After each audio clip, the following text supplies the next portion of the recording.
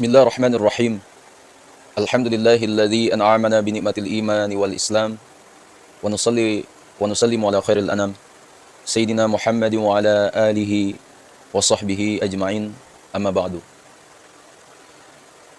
Asabiku semua yang dimuliakan oleh Allah Subhanahu wa taala. Qala imamuna Asy-Syafi'i radhiyallahu anhu, idza wajadtum li Rasulillahi sallallahu alaihi wasallam sunnatan fattabi'uha wa la taltafitu ila ghairiha. Imam Syafi'i berkata, jika kalian menemukan sunnah Rasulullah sallallahu alaihi wasallam, maka ikutilah. Jangan berpaling pada yang lain. Perkataan ini tertera dalam kitab Hilyah Al-Awliya. Asabiku semua, dauh Imam Syafi'i ini seringkali disalahpahami dan dijadikan sebagai justifikasi oleh kelompok yang mengampanyekan kembali kepada Al-Quran dan Sunnah. Meski mereka anti mazhab, namun mereka sering pula mengutip pernyataan-pernyataan imam mazhab yang sesuai dengan mazhab mereka. Di antaranya adalah perkataan Imam Syafi'i tadi. Pernyataan Imam Syafi'i tersebut sama sekali tidak salah, sebagaimana pernyataan kembali kepada Al-Quran dan Sunnah, tidak sepenuhnya salah. Hanya saja dalam praktek dan implementasinya banyak yang keliru dan salah kaprah. Asabiku semua dimuliakan Allah, tidak seorang pun dari umat Islam yang beriman meragukan bahwa Al-Quran dan Sunnah merupakan sumber utama yang wajib dijadikan pedoman dalam segala hal, terutama dalam beribadah kepada Allah Subhanahu wa taala. Keduanya adalah wahyu Allah Subhanahu wa taala yang diturunkan kepada Nabi Muhammad sallallahu alaihi wasallam. Kita sebagai umat Islam wajib mengimaninya dan mengimplementasikannya dalam kehidupan sehari-hari. Namun demikian asabiku semua, tidak semua orang mampu memahaminya secara langsung. Hanya orang tertentu yang mampu melakukannya,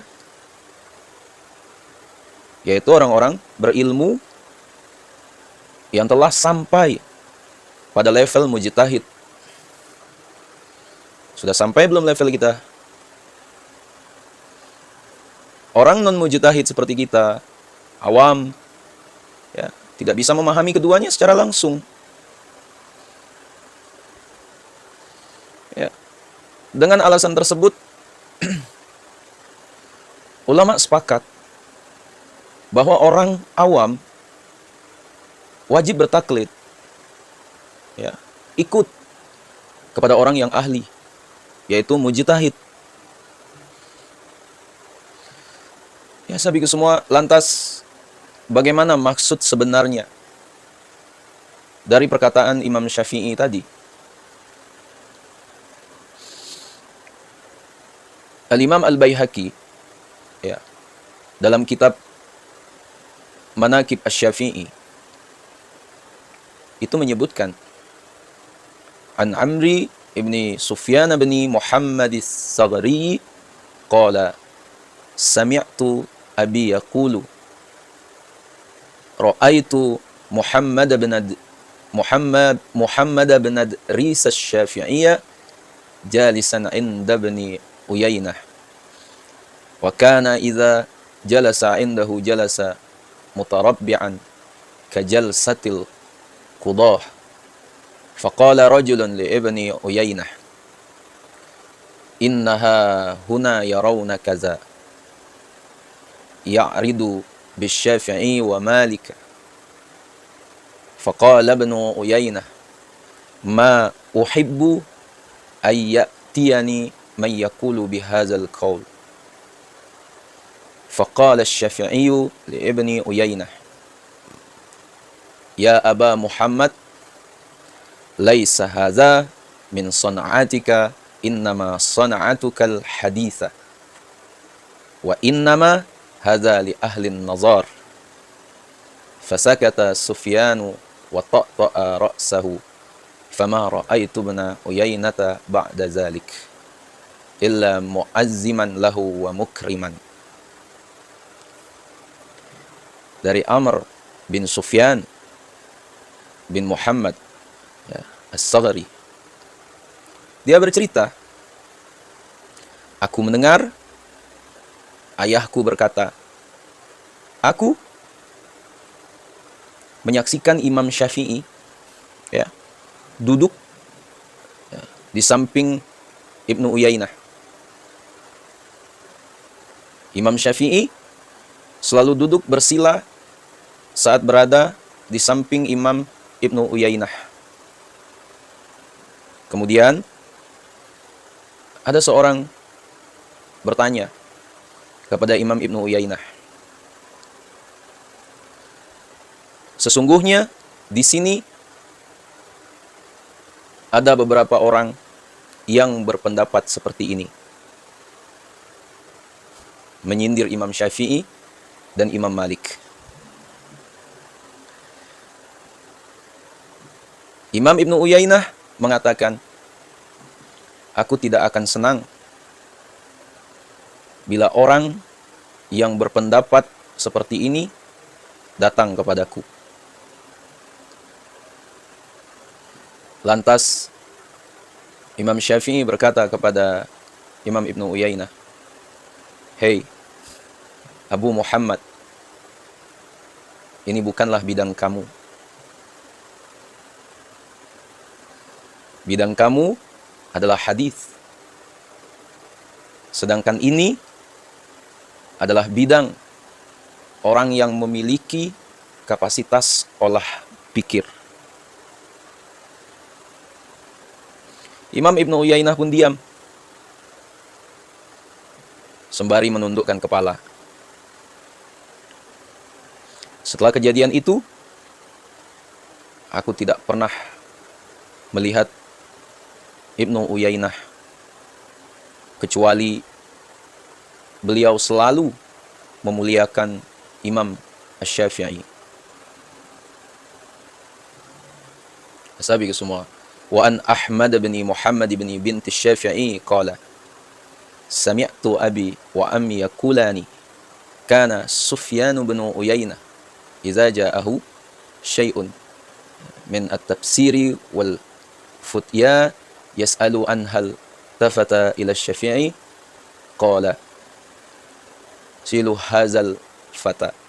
Dari Ahmad bin Muhammad, putra laki-laki putri Imam Syafi'i, ia berkata, aku mendengar ayah dan pamanku mengatakan, ketika Sufyan bin Uyainah ditanya tentang suatu interpretasi dan fatwa, maka ia limpahkan kepada Imam Syafi'i.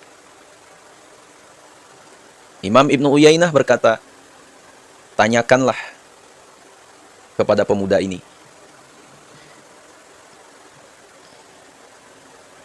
Azabiku semua. Lalu siapa Imam Sufyan bin Uyainah? Jangan-jangan beliau memang tidak paham dan bukan ahli hadis. Azabi semua, Imam Zahabi ya, dalam kitab Syira' A'lam An-Nubala itu menyebutkan Al-Imamul Kabiru Hafizul Asri Syekhul Islam talab al-haditha wa huwa hadathun bal ghulamun wa laqiya al-kibara wa hamala anhum ilman jumman wa atqana wa jawda wa jama'a wa sannafa wa ammara dahran wazdahama al-khalqu alaihi wantaha ilaihi ulul isnadi wa rahala ilaihim min al-biladi wal haqqil ihfadu bil ajdadi wa nuqla an Asy-Syafi'i qala wujidtu ahadisul ahkami kulluha inda ibni Uyainata siwa sittati ahaditha wa wujidat kulluha an Malikin siwa salasina hadithan intaha. Sufyan bin Uyainah adalah seorang imam besar, seorang hafiz pada masanya, Syekhul Islam. Beliau belajar hadis sejak kecil, bertemu dengan para tokoh besar,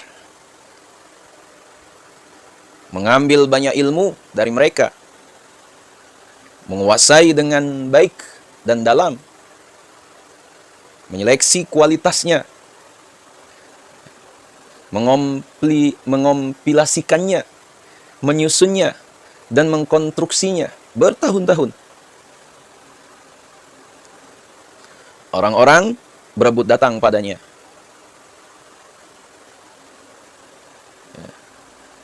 Padanya jaringan isnah berhenti. Dan orang-orang dari berbagai negara ya, mendatanginya. Ya, ingin belajar hadis. Ya, sahabatku semua, ya, dinukil dari Imam Asy-Syafi'i.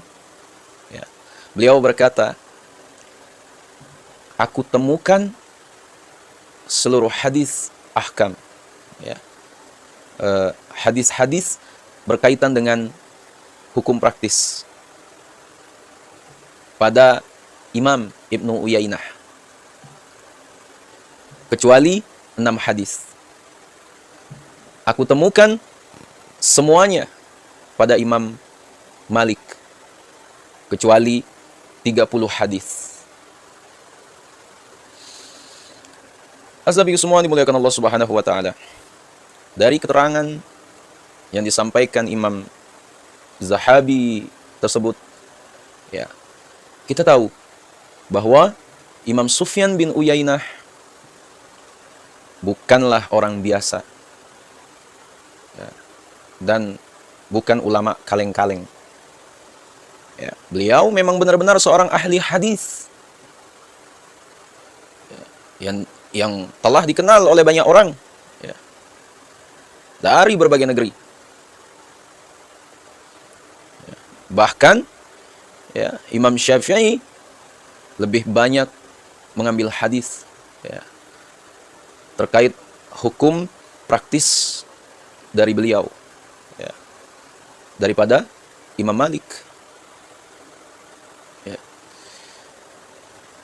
Dengan kata lain, Imam Sufyan bin Uyainah lebih unggul koleksi hadisnya, ya, daripada Imam Malik.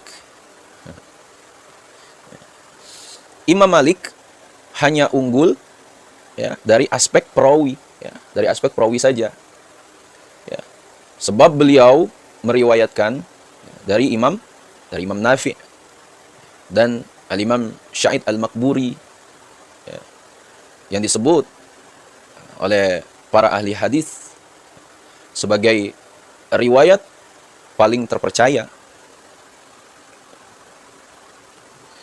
Ya sahabat semua rahmati Allah Subhanahu wa taala. Dari keterangan yang telah kami sampaikan tadi, dapat kita simpulkan begini. Ya. Pertama, yang pertama, perkataan Imam Syafi'i di muka, di awal, tidak dimaksudkan setiap orang boleh langsung mengamalkan hadis yang ia temui. Ya, apalagi hanya dari terjemahan. Mengikuti dalil dari Al-Quran dan hadis, serta mengimplementasikannya, itu merupakan tugas para mujtahid. Sedangkan orang non-mujtahid, orang awam seperti kita, harus ikut pada para mujtahid. Jika tidak demikian, maka akan amburadul. Sebab memahami kandungan Al-Quran dan hadis butuh keahlian tertentu. Ya kan? Nah, yang kedua, tidak ada fikih yang benar jika berpaling dan sembrono di dalam memahami hadis. Sebagaimana tidak cukup hanya bermodal hadis tanpa memiliki kapasitas dalam ilmu bahasa, gaya penyampaian, salibul khitab, kaedah-kaedah menggali hukum, dan kriteria hadis yang diterima dan ditolak. Jadi ya sahabiku semua, ahli hadis saja tidak cukup jika tidak menguasai metodologi istinbat hukum, ilatul ijtihadi. Dari keempat imam mazhab yang ada dan diakui hingga sekarang, semuanya ahli hadis, plus menguasai ilmu-ilmu terkait istinbat hukum. Sampai ke semua dimuliakan Allah Subhanahu wa taala. Jadi sekali lagi,